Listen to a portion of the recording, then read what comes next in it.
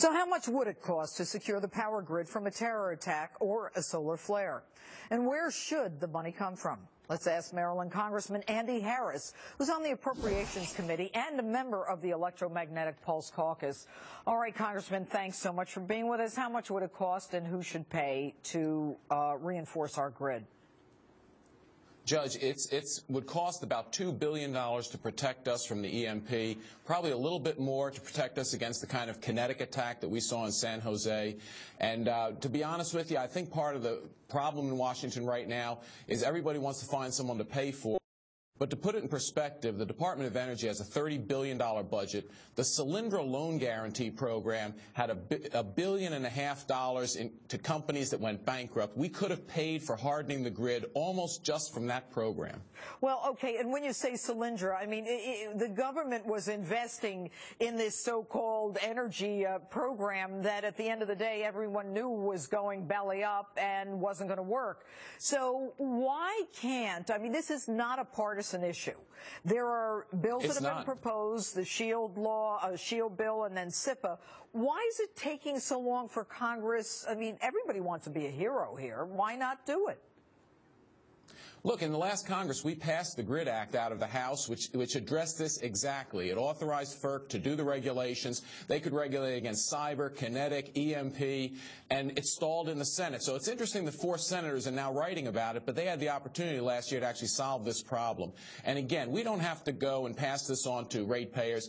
People already pay enough in taxes. They're already funding a Department of Energy. $30 billion budget, less than 10% one-time cost, because this only has to be done once, could pay for it. Congressman, what would it take to divert the money from DOE, Department of Energy, to into a pocket so that the grid can be reinforced? Because there's no question that you've got the local power companies, and then you've got the federal government probably pointing the finger at who should pay for it. And in the end, it's us, it's me and you who are going to end up paying for this with increased,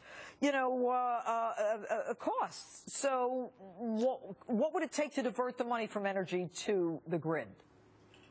Well, look, we just have to identify the waste in the Department of Energy. And believe me, Judge, because I was on one of those committees overseeing it, there is lots of waste in that department. This is a one-time cost. If you think, you just had in the break, thousands of Marylanders and Pennsylvanians are without power. Imagine if that were millions in winter.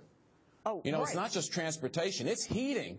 I mean, people would freeze in their homes. This is a tremendous critical infrastructure need. We don't have to charge more. We're already charging people taxes. We already run a Department of Energy. We just ought to pass this bill, authorize the Department of Energy to find the money, and then find it in the department and pay for it, get it over with. There's no question, Congressman, that this would end civilization as we know it. And I'm not being dramatic here. I am not.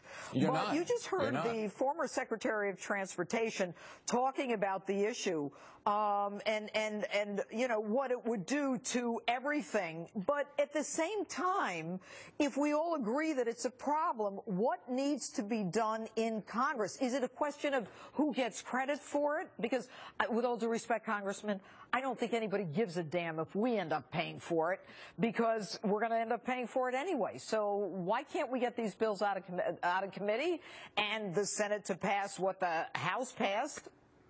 What do we need to do? We should. Look, I'm going to disagree with Secretary LaHood. We don't need more hearings about this. We had hearings. We had plenty of hearings. Everybody understands this issue. I was briefed on this a couple of months ago, so people in Congress knew about this attack a couple of months ago, and I'm surprised that the committees of jurisdiction didn't take action. They should go back. We should go back, and within a month we should have these bills passed, and we should figure out a way to fund them. Again, you don't need, this can be done over a 2-3 year period. You don't need to find the $2 billion immediately. This is less than 1/10 of 1% of the federal budget, for heaven's sake. This is not, it pales in comparison to the things that we're talking about funding in Washington. Congressman, it is just absolutely crazy. For something that's this critical. This is You're absolutely right. For something this critical. Yeah, absolutely. All right. And Congressman, thanks so much for being with us. We're going to stay on this thing, and I agree with you. I don't think any more hearings. What happened in San Jose is a very clear example of how vulnerable we are. Anyway, Congressman Andy Harris, thanks so much. That should be our wake-up call. Absolutely. And coming up, your responses to tonight's Instapoll. You still have time to weigh in. What should the government do to protect the power grid? Facebook or tweet me at Judge Jeanine.